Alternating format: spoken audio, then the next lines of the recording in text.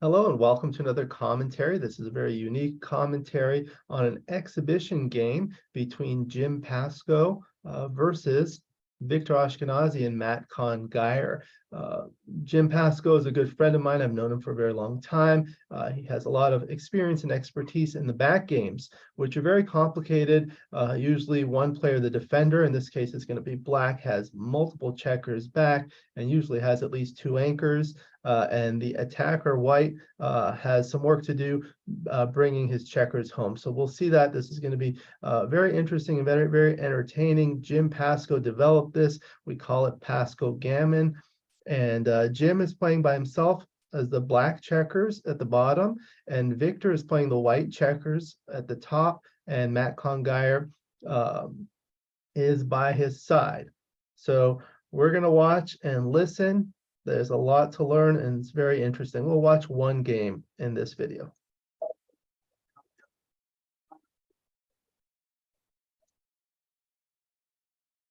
And then our back. Says that if it hits in, there's something off, and so it comes around again, and there's something off, there's no board. And so forth. You know what I'm saying? And so spinning has to think.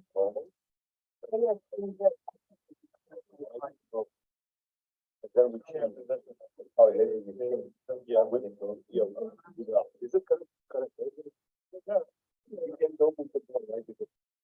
Yeah, so yeah, we're just gonna set the lines on the roll. That's full pass. So basically, one side playing the attack and correct. And it was normal. Well, I think that's just, I think the best fine. Then when you watch it. So on purpose, so just try and raise bullets and then call, doesn't care if you get them home. If it gets hit, it's either it'll come around again. But the big flaw in it doesn't understand that it's such a thing as this. So it throws that completely out, it doesn't understand. I know, I saw examples online. I think Bob Martell has to show that it was completely So Jim was talking about a weakness in the XG software. The XG is a neural net, so it's a software that's been developed and trained to learn traditional forward games, because that's the majority of the games. In the back games, sometimes we see what's called a snake. The defender gets so many checkers back that he hopes to hit a shot and contain the opponent's checkers, the attacker's checkers, but he has so many checkers back, he ends up making an outside prime and rolling it home to try to contain the checker. That's called the snake position, as discussed in Bob Blochtel's book, Backgammon Chronicles. Very interesting. The software is not familiar with how to play those games, so usually plays them incorrectly. So that's what Jim is talking about here.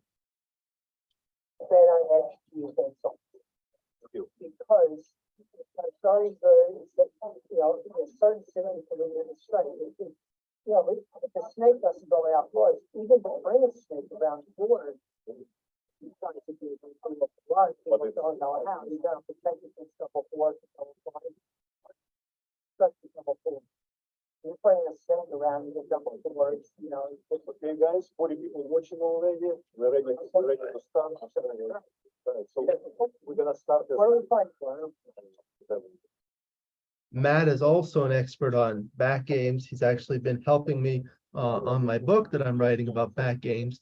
It's very interesting and they're very complicated, so it's very long. So here, white opens with a 5-2. He splits the back checkers and brings one down. Turn this volume down a little bit. Now, Jim rolls a 2-1.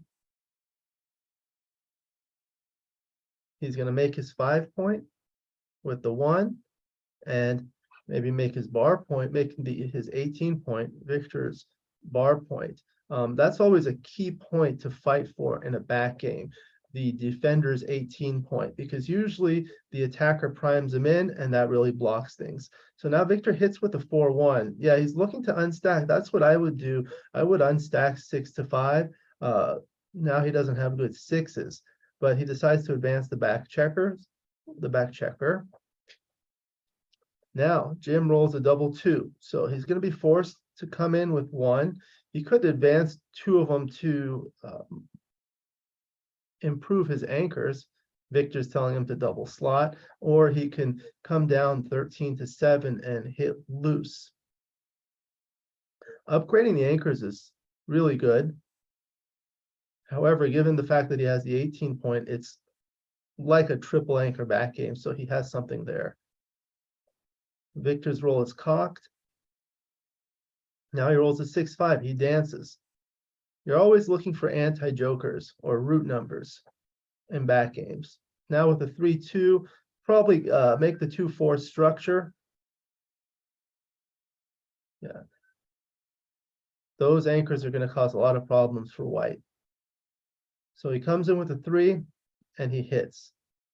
Sometimes you're forced to hit, and that may be to the advantage of the defender. So now Jim rolls a 6-2. He comes in with a 2, hits back with a 6.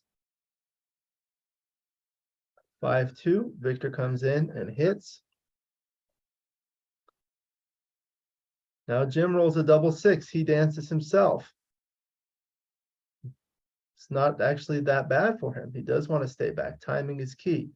3-1 is a great roll for Victor. He makes his 5 point, unstacks his 6 point. Now Jim rolls a 6-1. He's forced to come in with the 1 and with the 6. Don't think he's going to play 8-2. That would be too deep. He'll probably just come out to the 18 point. And that's what he does. Now 6-5. Comes out with the 6. And with the 5, brings it to the 13 point. Now Jim's on roll 6-2. He really wants to move that spare checker, which is exactly what he does. 23 to 15. Now Victor's on roll double 6. It's forced. So he has to hit and he has no more 6s. These are the kinds of things that happen in back games. All his 6s are blocked. Now 4-2. So first he has to decide if he's going to come in on the 4 or coming on the 2. If he comes in with a 2, you don't really want that spare there. You want the spare on the higher anchor so that it can leap the prime and extend into the outfield. So as for the 2, if he's going to do that, that's illegal, but Victor's correcting him. 18 to 16 is reasonable. 8 to 6 is also a possibility, but I think this one is better, and that's what he chooses. Now Victor's on roll 2-1. So he makes his 10 point. 2-1 for Jim. If he moves up to the 3-4 position, that's going to cause earlier problems for Victor. For every 1 point you move up, you get the shots about 10 pips earlier. You need 10 pips fewer, 10 fewer pips of timing, approximately. So Victor comes in with a 6-2, 13 to 5. And now 6-5. He's going to want to liberate that spare. And that's what he does, 21 to 10. Now 5-2. He's looking to clear his 10 point. You really want to maintain flexibility when you're bearing in as the attacker. Now he has some stacks everywhere. 5-1. He just slots his 4 point. Victor's roll is cocked. Now he rolls a 4-3 to point on head.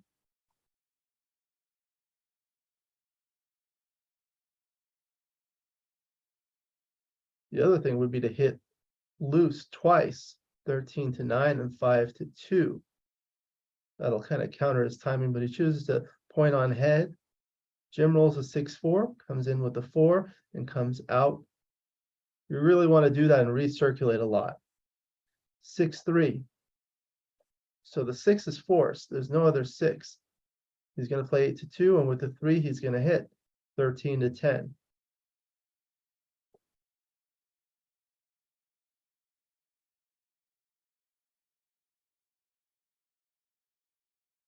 Now Jim is on roll, 5-4, comes in and makes a 16 point.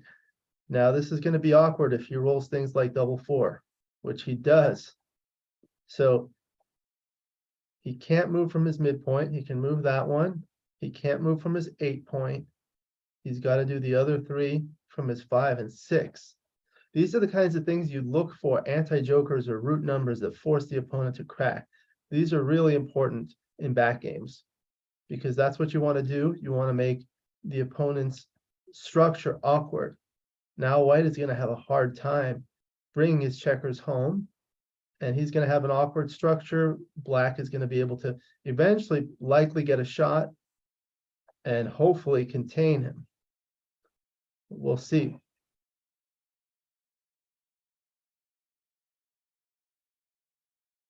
Jim rolls a double 4 of his own. I know Jim, and he's always thinking about these double 4s and rolls that are anti-jokers or root numbers to crack the opponent. That's all he thinks about. I think he dreams of that when he's asleep. So he does make his 4 point. That's good. That's the best 3-point board called the Rack by Bill Roberti. Very strong structure on his side. He's just preparing his offensive structure for when he hopefully gets what's called the critical shot, the shot that turns things around. So now again, the double 4s would be really bad. He's trying to do that again. No, he rolls a 3-2. So he can play one down, 13-8, or he can play 2 off the 8 point, which he's looking at.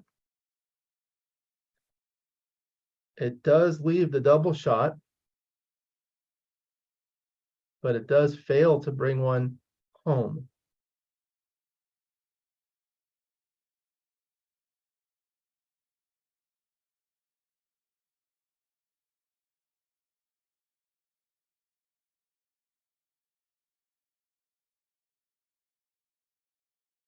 You do see a lot of outfield conflict in these back games. With Jim having all these anchors on Victor's side, it's causing Victor a lot of problems when he's bringing his checkers around to start bearing in.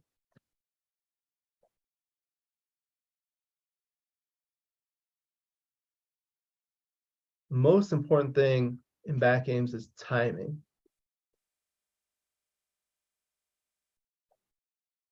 Jim has really good timing right now.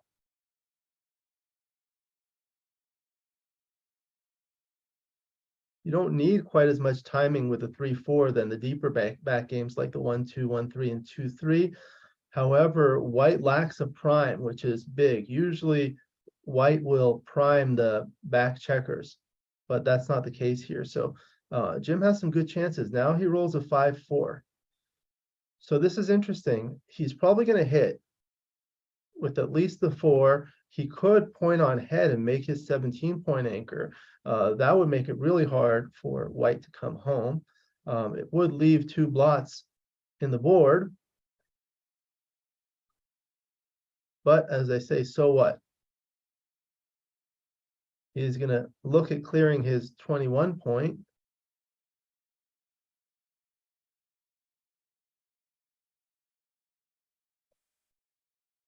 What happens if you do point on head is you create bad numbers like 4-1, 5-1, 4-2, 5-2. But he just clears his 21 point. And now 4-3 comes into the 18 point.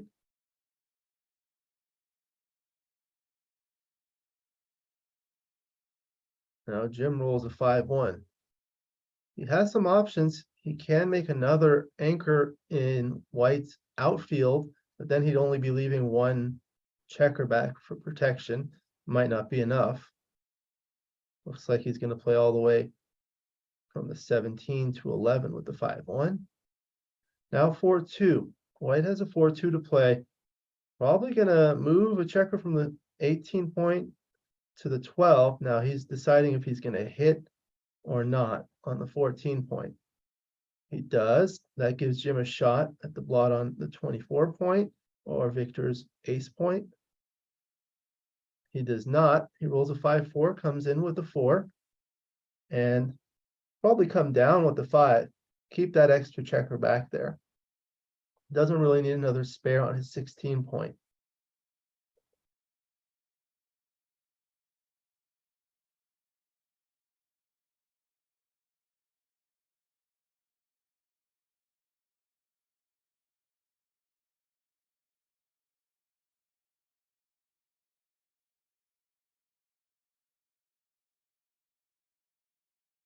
Jim is thinking of double 4s for white. Double 4 for white on the next roll would be another anti-joker. Does bring it down.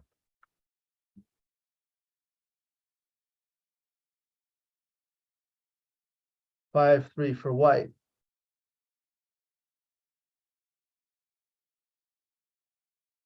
Looking at possibly making his ace point or just coming in, leaving 2 blots in his board. He does have a 3-point board, and so does Jim. So the board strengths are equal at 3-3. Now, big chance for Jim if he can hit a shot. He doesn't. He rolls a 5-2. He dances. Matt is laughing.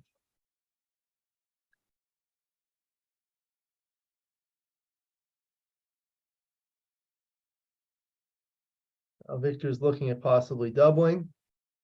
These are very interesting positions. If you have any questions or comments, please put them in the chat or in the comments. He rolls a 5-1, great roll. He makes 2 interboard points. And he has a 5-point board, and Jim dances. Now an immediate cube. These are the kinds of things that happen with back games. If it doesn't work out, you get in trouble. Now let's listen in on what they're saying.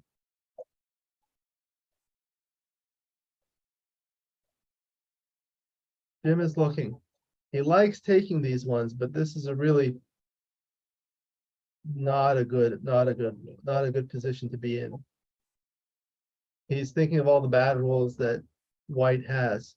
6-4 is the only really bad one. He'd be forced to come 13-7 and play inside, leaving a blot. But even then, white would have a 4-point board.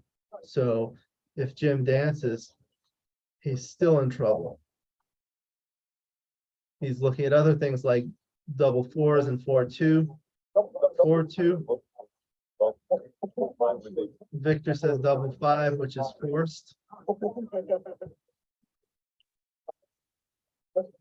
if you know double 5 and plus in the speed of the set, because I mean, what's your call? You come in and maybe get 1 shot, maybe.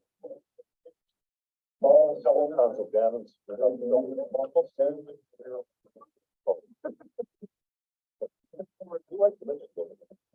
So what he's doing is going through all the numbers in his head.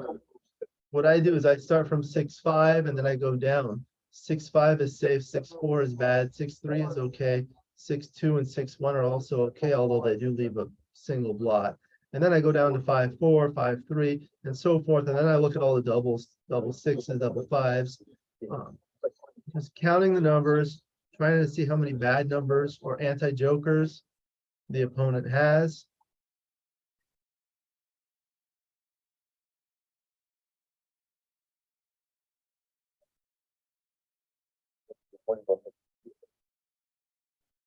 Victor is taunting him by telling him 6-4. And Matt will laugh at any joke. That's what I like about him.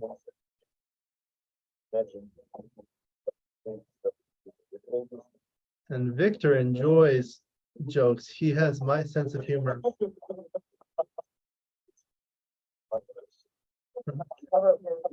Power of positive thinking. Looks like Jim's going to take a picture of the position. I can find all the numbers right away.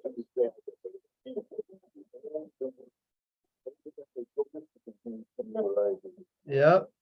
He's always looking for anti-jokers.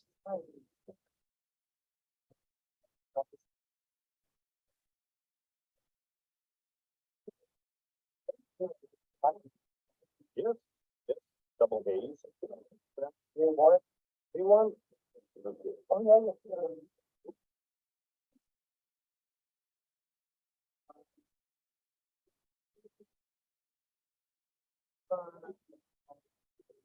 I don't think you can take this one. Even Jim. No, actually, I think it's maybe not so bad, but I have just one play, one play of yours that I would question is my call when you hit. I would actually go with two, just because I had a block of it. Because it kind of creates the kind of moving prime to make it more difficult to do. They're talking about that play. I had to go over again. Oh, okay, so now we are. Yeah. So that's the end of the game. It turned out to be a pass. Jim passed, then they go and play the next game and they alternate the defender and attacker. We only have time for this one in today's video. Hopefully we'll do some more. Hope you enjoyed that. Please like and subscribe, share your comments, let me know what you'd like to see, and we'll see you next time.